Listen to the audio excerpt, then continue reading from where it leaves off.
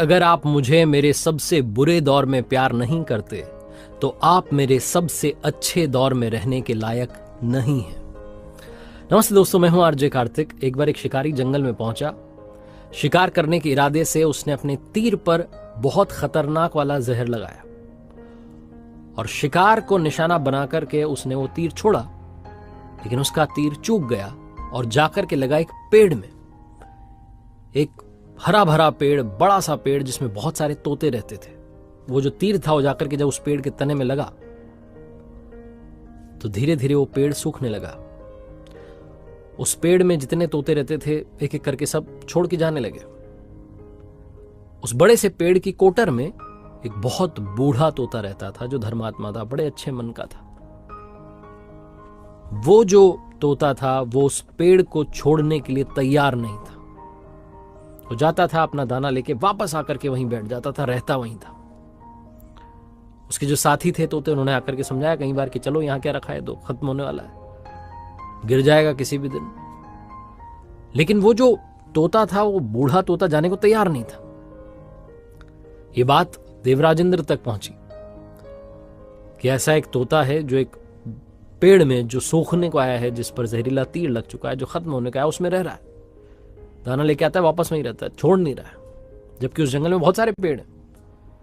देवराजेंद्र प्रकट हुए और तोते से कहने लगे, बूढ़े तोते से, कि आप बहुत धर्मात्मा हैं, बहुत अच्छे मन के हैं, लेकिन अब चले जाइए।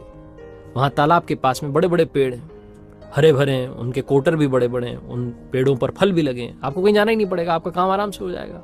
आप दाना खाएं, फल खाएं, जो खाना है खाएं, यहां से चले जाएं। जो तोता था उसने कहा कि क्षमा कीजिएगा, लेकिन आप ऐसी बात कैसे कर सकते हैं? इस पेड़ ने मुझे जीवन दिया, शिकारियों से मेरी रक्षा की, मेरी जान बचाई, हर मौसम में मेरे साथ रहा। ये कोटर मेरा घर है। इस पेड़ को छोड़ करके कैसे जा सकता हूं जिस पर मैं पला बढ़ा हूं? आज इस पर संकट आया तो क्या मैं इसे छोड़ करके चला जाऊं? मैं ऐसा कभी नहीं कर सकता। देवराजेंद्र जो थे वो प्रसन्न हुए तोते की इस बात से कि कितनी खूबसूरत बात कही है। उन्होंने कहा कि मांगो, आपको क्या मांगना है?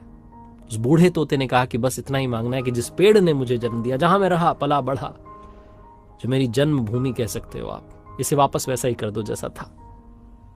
देवराजेंद्र ने अमृत से उस पेड़ को सींच दिया, वापस से वो हरा भरा हो गया। वापस उस पर आकर के बाकी तोते रहने लगे। बूढ़ा तोता कुछ समय के लिए और जिंदा रहा, फिर ऊपर चला गया स्वर्ग में, क्योंकि धर्मात्मा था। छोटी सी कहानी, लेकिन समझाती ये है कि जब किसी भी इंसान का बुरा दौर आता है तो इमोशनली वो टूटा हुआ होता है, उसे किसी सहारे की जरूरत होती है, किसी की आवश्यकता होती है। अगर आप ऐसे समय में उसे छोड़कर चले जाएंगे, उससे बात नहीं करेंगे, मुंह मोड़ लेंगे कि ये तो अपने जीवन की सबसे कमजोर अवस्था में आ चुका है, कमजोर दौर में आ चुका है, तो आपसे बुरा कोई नहीं है। क्योंकि आप किसी के सुख के साथी बने या ना बने, आपको हमेशा किसी के दुख का साथी बनना चाहिए। एक बार फिर से वही बात कहूंगा जो अक्सर कहता हूं, ऊपर वाले के आशीर्वाद, अपनी मेहनत और अपनों के प्यार के साथ